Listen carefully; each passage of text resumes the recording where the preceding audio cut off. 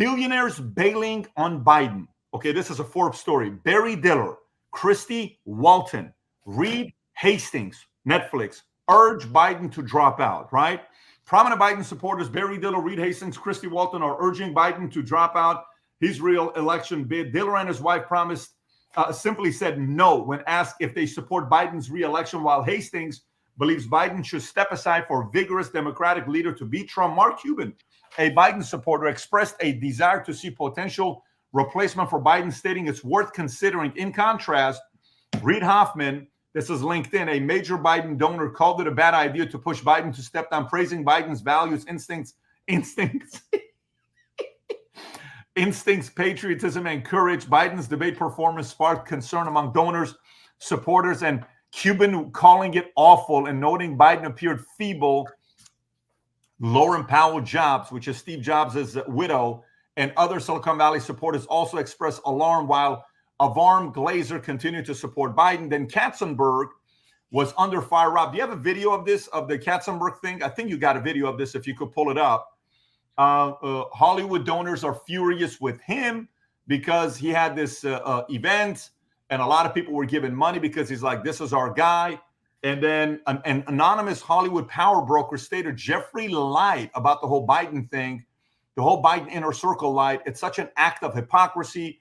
Major entertainment. This goes the same list of names as well. Another one, Hollywood mega donors Ari Emanuel torches Biden, says donors are moving money down ballot. We're in F city, is what he said. His words, Ari Emanuel. So, I mean, listen, there's a lot of names here where he says Emanuel questioned Biden's ability to lead, saying, if you were driving from downtown Beverly Hills to Malibu, would you want Biden to do what?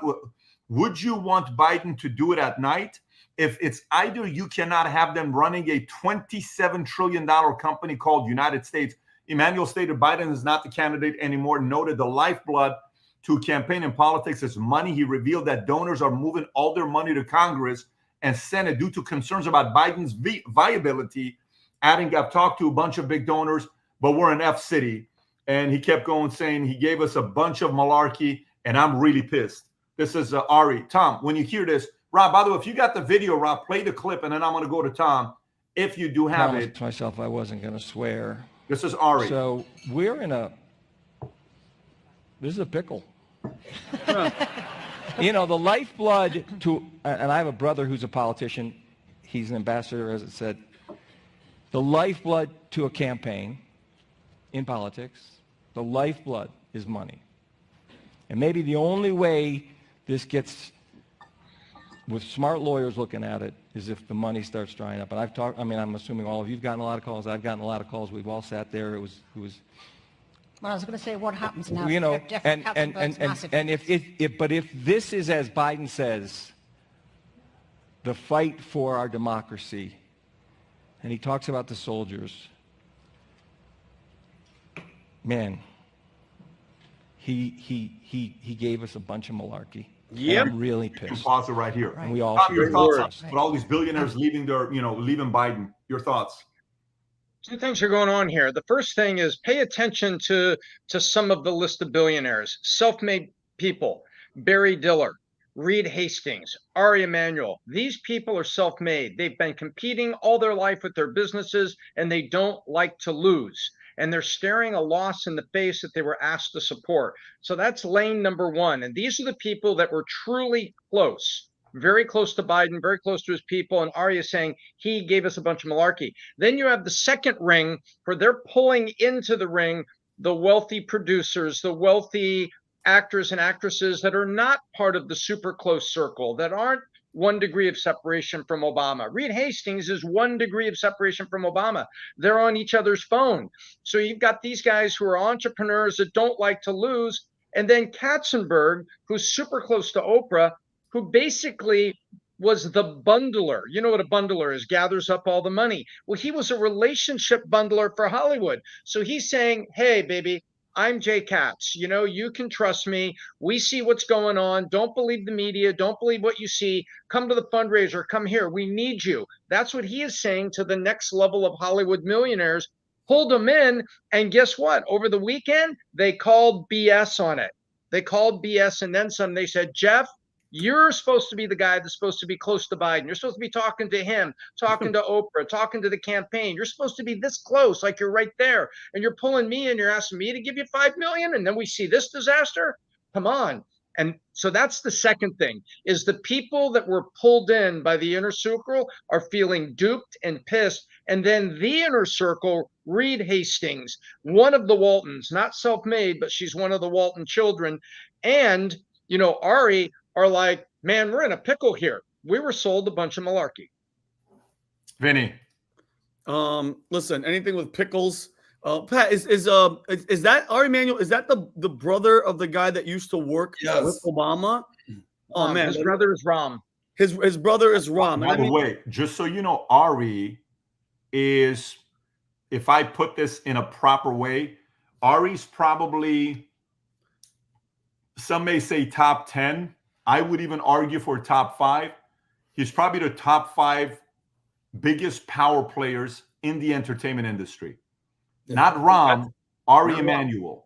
The other the top 5. And the thing that's different about Ari than Ram, Ari, politically, people know where Ari is. He's a liberal. It's not like he hides it. But Ari's got a relationship with Dana. Ari's got a relationship with Dwayne. Ari's a businessman. So if you remember the show Entourage, it's about this guy. Yeah, Entourage is about Ari Emanuel, the power player, manager, agent, whatever you want to call it. So they're two different people. One is the Obama guy. This guy's a Hollywood guy. Yes. So PVD. So this is, from not being the business guy, but just seeing it from the outside.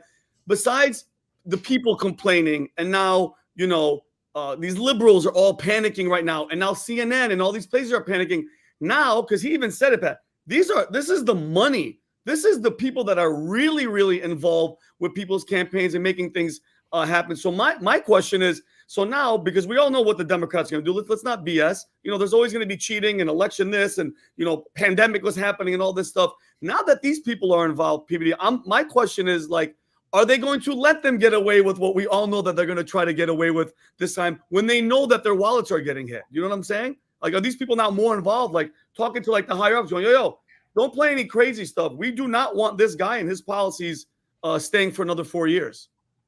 Yeah, I mean, look, from the sounds of it, they're trying to pick their guy that they can get behind, and nothing is worse than the best way to give it to you is NBA draft or NFL draft.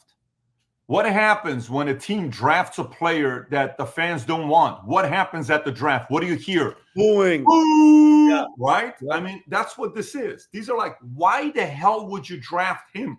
Yeah. It's very simple. You have a team that you're cheering for, right? This is your team that you've been rooting for, the Giants, the Yankees, whatever. And then they draft somebody, they're like, we should have picked the other guy. We can win with the other guy. Why do you pick this guy? That's all this is. Adam, I'll come to you last before we go to the next story. So, follow the money. Ari Emanuel, which I want to talk about, he said that money is the lifeblood of politics. And he expressed the fact that money is moving away from the presidential election. They're like, dude, what is happening right here? And it's flowing to Congress. Because basically the game plan will be, all right, if we don't win the executive branch, let's at least try to do our best to keep the legislative branch in tow. Because we know the judicial branch, the third lane of the 3 branches of government, is in the Republicans. Trump is now, I think, at least according to the odds, 70% chance of taking this. So at the very least, their money's saying, hey, we got to keep one of these branches within the Democratic Party. We'll see how that shakes out. So, who does the Democratic Party have? If you're talking about California, Silicon Valley, and they have Hollywood. So talking about Hollywood for a second, Jeffrey Katzenberg, massive player in Hollywood, power player, Titan, co-founder of Hollywood Pictures, DreamWorks. But Ari Emanuel, let's stay there for a second. He owns, I think he's the CEO of Endeavor William Morris. Yeah. Is there a bigger talent agency than that in the world? I don't know. It's in the top 2 or top. No, they're number 1. You talk about the relationship with Dana White. Well, Endeavor owns UFC and WWE. They put together a joint venture, I don't know, a year ago. I think they bought that. But Pat was absolutely right about his, where his allegiance lies. His brother, Rahm Emanuel, was chief of staff for Obama. He was the mayor of Chicago for about a decade after he was the chief of staff for Obama, 2011 to 2020, basically. And now he works for the Biden administration as the U.S. ambassador to Japan. So with all that, there's Rahm Emanuel right there. And Rob, if you can cue up the second half of that clip from 4:58 to 5:12, just to show you how pissed Ari Emanuel is. But before I show you that, here's where I'm going with this. Speaking of Hollywood, the movies, I said on the last podcast that the Democratic Party is now the Titanic. The debate was the iceberg. They sent out the orchestra. Hey, nothing to see here. Well, we all know exactly what happened. They are panicking. And it was live in full effect when Ari Emanuel, Hollywood power player, was like, no. But at this point, if the Democratic Party is the Titanic, Joe Biden is now Jordan Belfort from The Wolf of Wall Street. Why? Because he's getting up on stage and he's saying, you ready? I'm not leaving. I'm not leaving. I'm not fucking leaving.